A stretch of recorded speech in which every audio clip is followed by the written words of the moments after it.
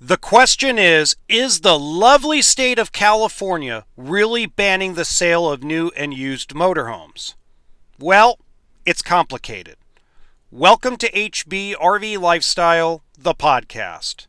I am the host, the Honey Badger, here to give it to you straight and transparent about the RV business, as well as other things. First off, big shout out to Jason at RV Miles. I think his video on this was really good, but there are gaps. And the gaps are not because of Jason.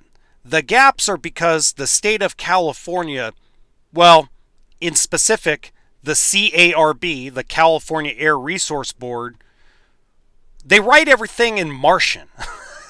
I mean, it's like what they say in Bull Durham. You know, it's a Martian talking to a fungo. Now, 2 years ago, I covered this on my main YouTube channel. So if you go to hbrv Lifestyle, it's actually my second most viewed video historically.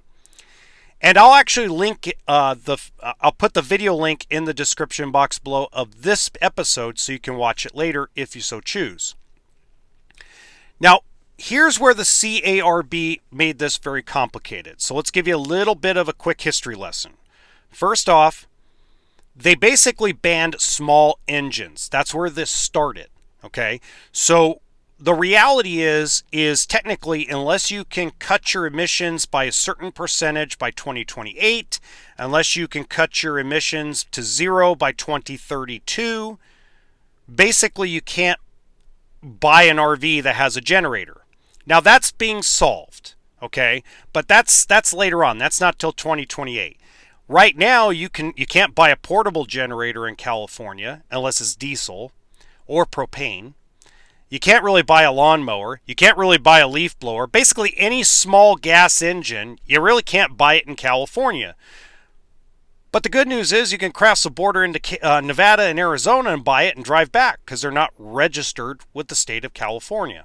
Same with portable generators.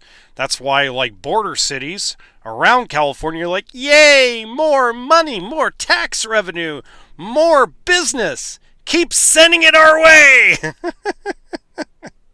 Anyway, then it turned into a law. The CARB turned that and another law that the state of California voted for and manipulated it to where commercial vehicles over 14,000 pounds are going to be banned. Now, the reason why there was a scare that motorhomes would be included in this is because if you actually run a report on the chassis, on the actual VIN number, let's say you do a Carfax or you do something similar to a Carfax or a car history report on a used motorhome, it generally will show Ford something chassis or Freightliner or some kind of weird designation of basically a medium to large commercial vehicle, because that's what it starts out as. So when they make these chassis, when Ford, Chevy, Ram, Freightliner, all these companies make these chassis, what they do is they report that chassis to the federal government, and it's reported as basically an empty shell. And then the RV manufacturers build on top of it. Okay? But when the RV manufacturer builds on top of it, it doesn't get changed to a designation of motorhome or recreational vehicle every single time. So what I did 2 years ago was I actually contacted the CARB personally and asked them if there was going to be a motorhome ban in 2025 or 2026. They said no. In fact, I have the email still, I believe, I'm going to have to look, that actually, how do I put this? It goes over how to make your motorhome in California exempt from this law. And what it is very simple. I'll get the link from my old video, and I'll put that link in the description box of this actual video. If you're watching this on TikTok, you're going to have to go over to YouTube. I'm sorry. I know a lot of you that follow me on TikTok, I know you hate YouTube, and I completely understand. But you're going to have to go over to my YouTube channel to get this, okay? When you click on the link, you put the VIN number of the motorhome in, and then you take pictures of the motorhome.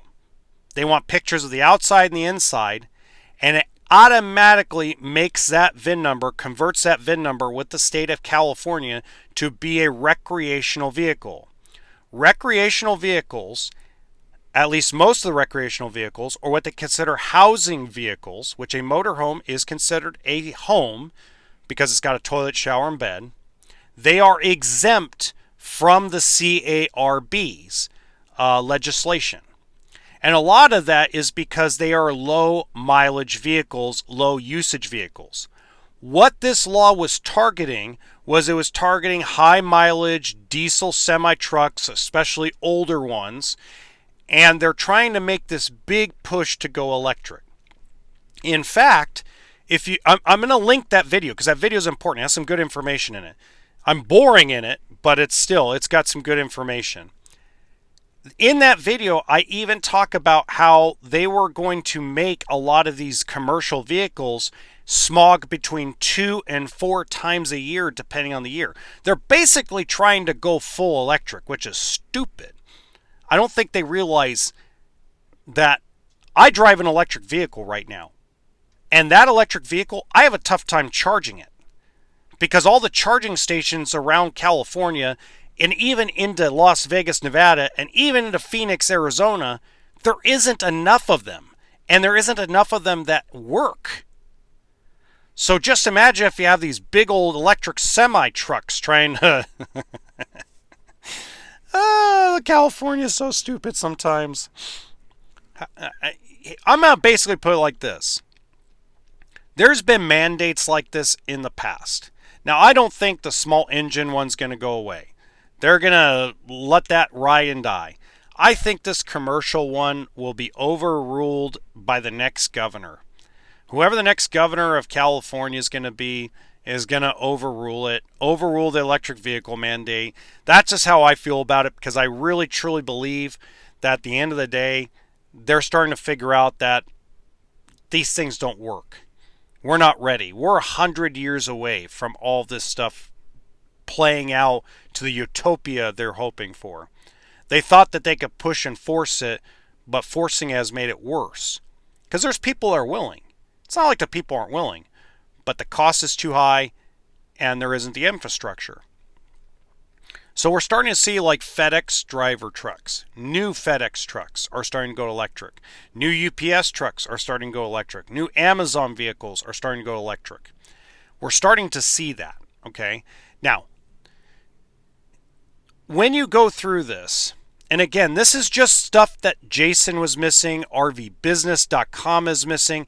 There's a lot of YouTubers out there, and this is not RV Miles, but there's a lot of YouTubers out there that are using this as clickbait crap. It's not fully accurate. Now, the other 5 states, I don't know about. I just know about the state of California, and I know because I went through the whole process of this during COVID, because I had nothing better to do but to basically bug the CARB every day. And I will tell you, actually, I had really good luck getting a hold of them and talking to them about it. In reality, I was actually very shocked because, government agencies kind of, suck.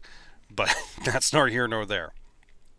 It is interesting. I do want to mention one little thing. That's outside of this. So, remember when I put this video out on Sunday that said that I'm going to be exposing a YouTuber? I got one phone call back. And I'm going to wait for the other 4 people to call me back because I made another inquiry. I left another voicemail. I'm going to wait for that voicemail to come back. And the person that called me, they live in Indiana, work in the RV industry. And I asked this person very specifically. I said, hey, do you think X, Y, and Z is actually possible? I didn't tell them who. I didn't say which brands and which manufacturers or anything else. This guy I trust with everything I've got, says, oh, I think I know who you're talking about. I go, excuse me? And he texts me a link to this YouTuber's channel. And goes, is this the guy? And I go, yeah. And he goes, oh, yeah. The whole industry knows about him. And I go, oh my God. So if I hear that from 4 other people, it's going to be a long Friday episode. I'm probably going to live stream it because I think live streaming it, I think live streaming will be a little bit better. So I will know that on Wednesday. So Wednesday's episode, I will let you know if I'm going to live stream it or not at what time. Probably going to be early in the morning. But it was very interesting because I'm like, wait a minute. This guy is not even involved in the companies that are that paid off this YouTuber. Okay? And the words of this actual person that works in Indiana, works at the factory that I very much trust, he says, is it this guy? And I look at it and go, oh yeah, it is that guy. And he goes, oh yeah, that dude's an ambulance chaser. That was his words. An ambulance chaser. Yeah, he just chases whatever money he can find. I think the industry's finally kind of caught on to what his game is. And I go, well, in my mind, it's like when I expose this YouTuber, I don't want people to stop watching this YouTuber. I don't want them to unsubscribe. I don't want him to be canceled or anything of that nature. I think that just people need to know the truth about what this person represents themselves as is not 100% accurate. And but they have good information on their YouTube channel. So I don't want people to take this person so seriously, but I also don't want you guys to unsubscribe and cancel this person and stop watching or anything like that.